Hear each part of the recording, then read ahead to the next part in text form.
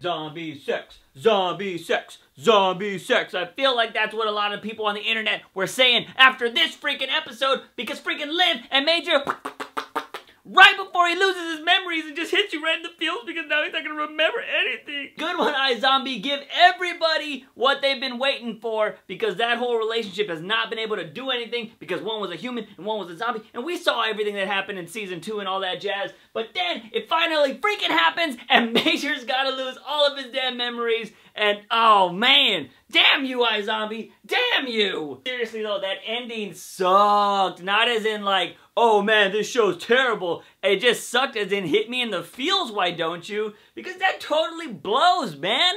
Like, Major is so awesome, and now, is it gonna change? Is he gonna be a different Major? Because we saw Blaine be a really cool dude. What is Major gonna be? Is he gonna be a cool dude still? Is he gonna be a dick? Like, what's gonna happen? Like, I don't know. I'm really kind of worried about what's gonna happen with Major, because he was already a badass. And speaking of badass Major, did you see him at the freaking beginning of this episode? He was like, what?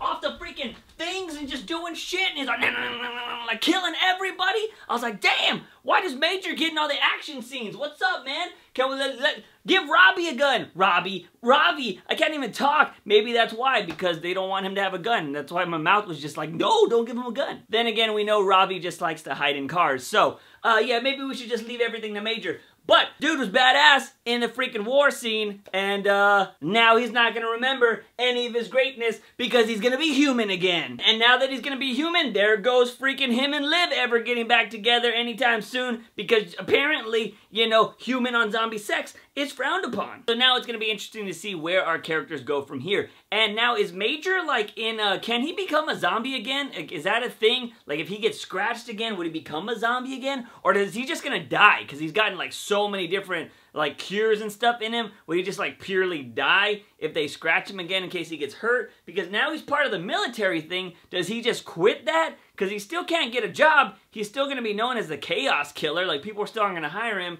So what the hell is he going to do now? Because, you know, if he goes out in the field, he's going to die. So that's going to all be very interesting. But let's go back to not the zombie sex, but can we just talk about Rose McIver in this episode? Because damn, Rose McIver, she was gorgeous. I mean, she's always been gorgeous, but in this episode, girl, got me feeling some type of way. With the concept of this show, I just gotta think, like, some of these writers are like, hey, what can we get Rose to do this week on this episode? Oh, we should make her a dominatrix. Oh, what about a hooker? Like, come on, writers, tell me, I know what's going on in that writer's room. I know you guys. Anyways, Rose McIver in this episode as Liv was amazing. Love this character every week. I think this is why I like this show so much, because it never feels like there's a dull moment with the character changes so much, like constantly playing a freaking different personality every episode. Give this lady a freaking Emmy. I love me some freaking Rose McIver.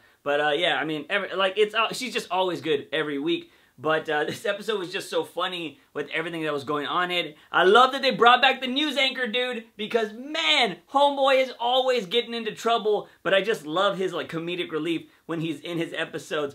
Either drugs, hookers, whatever he's involved in, he's just like, oh shit. I love that he came back. We had the freaking lawyer guy who is just denying everything and accepting everything at the same time. Lawyer jargon is so weird. It's so funny because I have a few friends that are lawyers, and I can only imagine them doing the same thing to win or not win arguments all the time. Man, it's gotta suck trying to argue with a lawyer, right? Anyways, I'm getting off track, but one thing we learned in this episode was that Robbie's whole like brain experiment to bring memories back strengthens memories, so maybe he's on, you know, the right track to bring everybody's memories back, which would be awesome, because then we can get freaking Major back, and then, you know, if Liv's gonna be a zombie or not be, you know, get the cure and all that jazz again, you know, whatever. I hope not, because I like her as a zombie. She's very badass. But it'll be very interesting to see what happens. But anyways, Robbie, I'm sorry, I'm so all over the place trying to talk about everything. Robbie's freaking serum strengthens memories, and that's what was able to help Liv describe so many people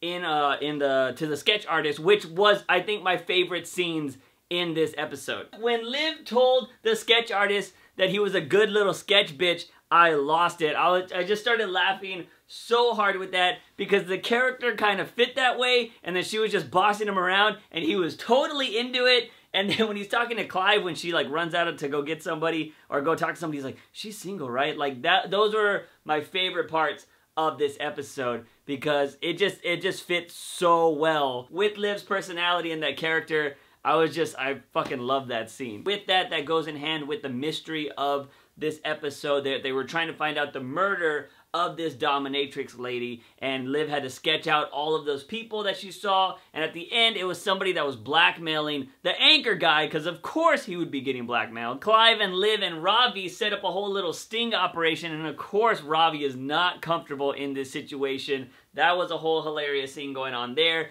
But Clive's outfit, actually full-blown Ice Cream Man outfit, like, good one, Clive. You gotta love a person that gets into character, and we know Clive has no problem with cosplay because you remember, he's a big Game of Thrones fan, and when he went to the Halloween party, he was all in Game of Thrones. I think he was Drogo from Game of Thrones. I think that's who he was cosplaying as in those episodes from season 2. But anyways, love that. I don't know. But the killer in this episode just, you know, freakingly admitted it right away. Like after Liv was just like, had to be a little tough. Love that she just broke the camera, and Clive was like, dude, we could have just turned that off.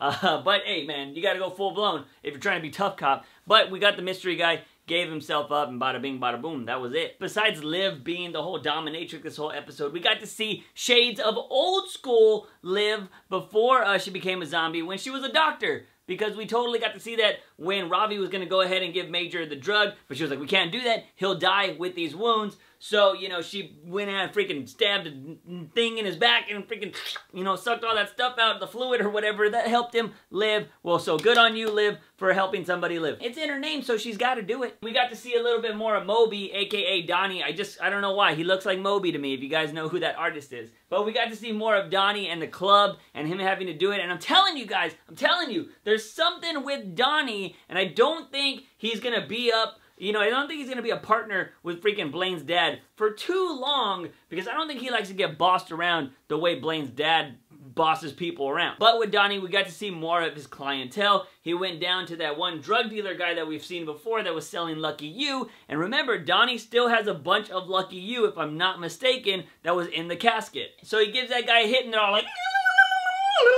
in the freaking whoa club that they were actually, you know, at the scratching post. So they're all chilling there. He asks the dude, you want to be a zombie? And then, you know, the next scene, they're all partying. And, you know, that's his new, I guess, boy that he's gonna help run the club with. So it's interesting to see that whole club atmosphere start coming in. He's probably going to use this drug dealer guy to start making people become zombies, to get Lucky You maybe, and that's how he's going to start getting the influx of people into the club. And the last thing in this episode was we got to see more of stupid racist guy that is trying to shoot zombies all dead because he doesn't like them. And like I've said many times before, this whole thing is just like symbolism for what's going on in America today with like racism and stuff like that. Some people don't understand that, which I found out in the comments of the last video, but hey, whatever. But with super racist guy, Liv was all like, look, he's not gonna talk to us. That one dude from the police station got all pissed at Liv and Clive for getting all up in his case, which, you know, if that's ruining your case, I guess it's a valid freaking reason to get mad. Either way, Liv and Clive know that they need to keep freaking working on this because they want to find out who these zombie killers are. So they enlist the whole big old military zombie people to talk to this dude because, you know, they were like, you got money, give him money. You know, you were tied to his brother, make shit happen so we can find out shit. And they freaking bug his freaking truck, which is smart because I totally thought they were just gonna like beat it out of him or they were gonna do something to him. I don't really know, but they bug his truck.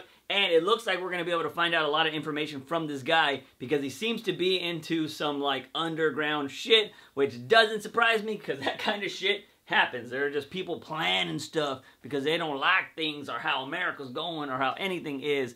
But I don't know. That's just one thing I am loving about this season is they're just kind of like hammering at that slowly. It's not a big thing. It's something they're stretching out over the season. But I do really like that about iZombie, that they're kind of just playing to that, you know, whole thing that's going on with society right now. I don't know. I just like it. It's my kind of shit. Maybe you hate it. Do let me know what you think about that in the comment sections down below. That's pretty much it for this video, guys. I do want to know what you think about everything that happened in this episode.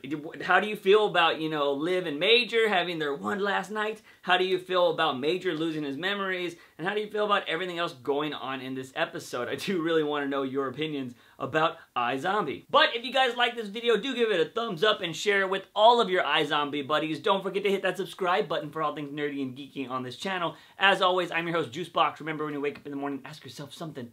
Have I had my daily dose of juice? See you guys next time. Bye!